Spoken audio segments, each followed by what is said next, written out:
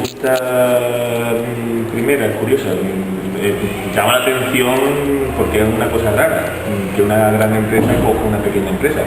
Deja de llamar la atención si esta pequeña empresa da la casualidad que es propiedad de la familia Bush. La familia Bush son tanto el padre como el hijo, los dos han sido presidentes de los Estados Unidos. Entonces ahí sí ya cobra totalmente el sentido y se puede explicar el por qué una gran empresa estaba interesada en una pequeña empresa. Hay que decir que la familia Bin Laden y los Bush son una familia que están relacionadas por una cuestión de sociedad. No hay que olvidar ese elemento para explicar buena parte de lo que sería el club.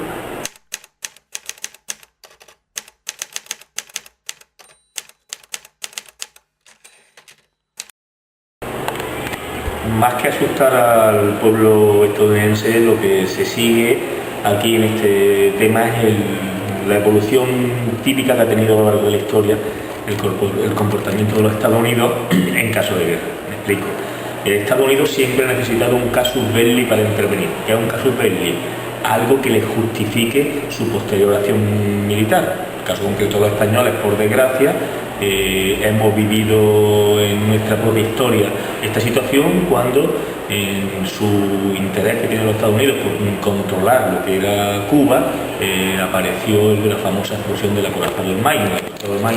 Que explota en el puerto de La Habana en 1898, es lo que va a justificar la intervención militar de los Estados Unidos contra España en la zona del Caribe, una intervención que ya estaba decidida antes de que se ocurriese la explosión. Eso mismo ocurre en la Primera Guerra Mundial con el hundimiento de barcos, ocurre en la Segunda Guerra Mundial cuando aparece la invasión de Pearl Harbor, el bombardeo de Pearl Harbor por los japoneses, y ocurre, pues, por ejemplo, cuando se inventa el incidente del Golfo de Tonkin en Vietnam. ¿Qué quiero decir con esto?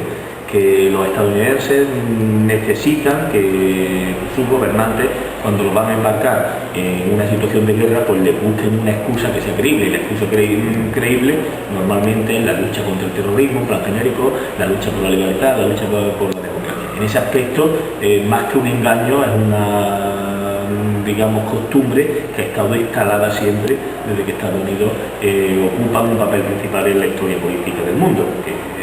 Ya desde que se conforman como nación, pues lo llevan haciendo desde hace un siglo largo.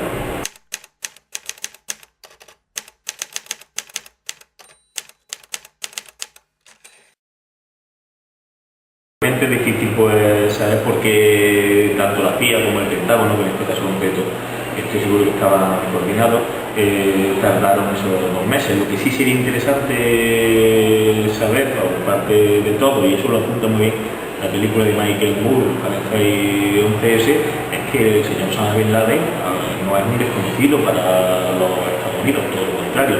Ya hemos visto en la anterior pregunta que la empresa de los Bin Laden tiene intereses comunes con la empresa de los Bush.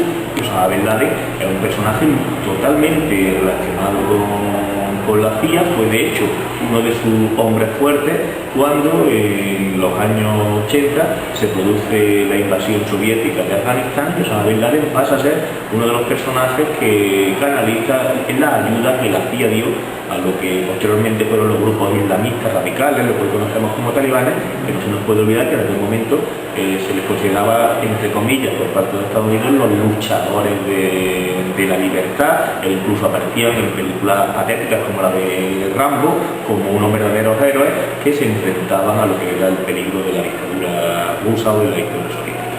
¿Por qué tardan? Pues eso ya abre muchas hipótesis, entre cosas, porque Osama Bin Laden es un personaje que tiene muchísimos puntos oscuros dentro de su biografía, y dentro de sus puntos oscuros está su vinculación anterior, antes de su paso al islamismo radical, a lo que eran los servicios secretos estadounidenses. De todas maneras, que no nos vamos a enterar nunca.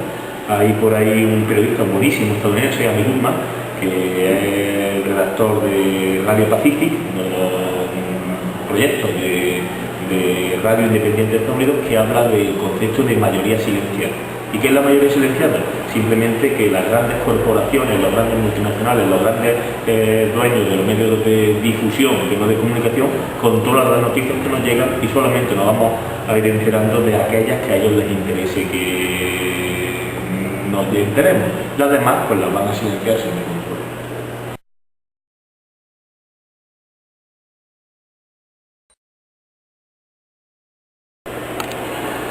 Irak y Saddam Hussein, en el caso concreto del 11S, no tenían nada que ver. Otra cosa muy distinta que para los intereses políticos, militares y económicos de Estados Unidos viniese bien tener un chivo expiatorio. Saddam Hussein, como un dictador que lo era indudablemente, no se nos puede olvidar que fue un dictador que hasta los años 90 tuvo la aquiescencia y el apoyo de los Estados Unidos.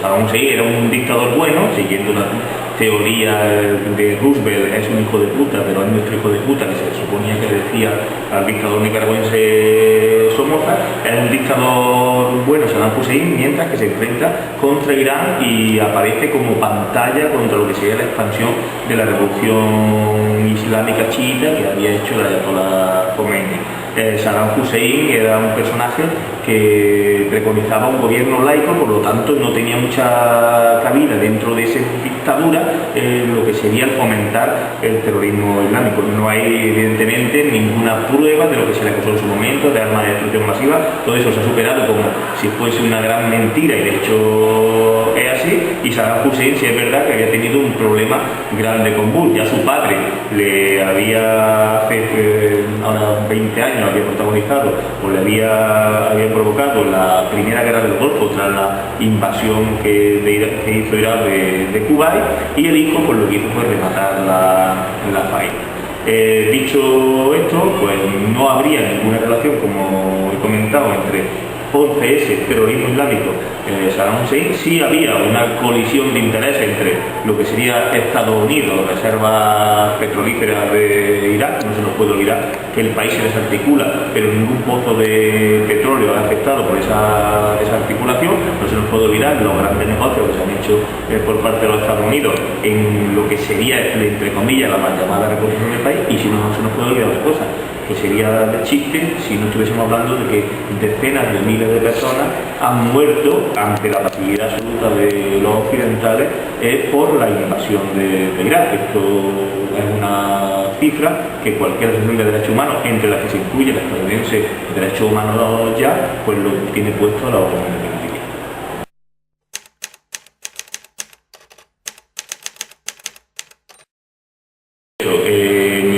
España se alinea a lo que son las tesis de Estados Unidos, la lucha con el terrorismo, y luego después lo que sí tuvo un papel de sumisión y totalmente de servilismo en la figura del presidente José María Aznar, que todo el mundo sabemos que por desgracia protagoniza el famoso trío de las Azores, junto con el británico Tony Blair, George Bush, y con el actual presidente de la Comisión Europea, Durão Barroso, el portugués, como anfitrión, en el que van a patrocinar y a proyectar lo que es la invasión de Irak. Y además, pues España, en todo lo que han sido vuelos de la CIA, en la que se llevaban prisioneros a Guantánamo de otros países, hay constancia, y además Wikileaks en sus papeles, en sus cables lo ha demostrado, y constancia de que aquí han aterrizado vuelos presuntamente presos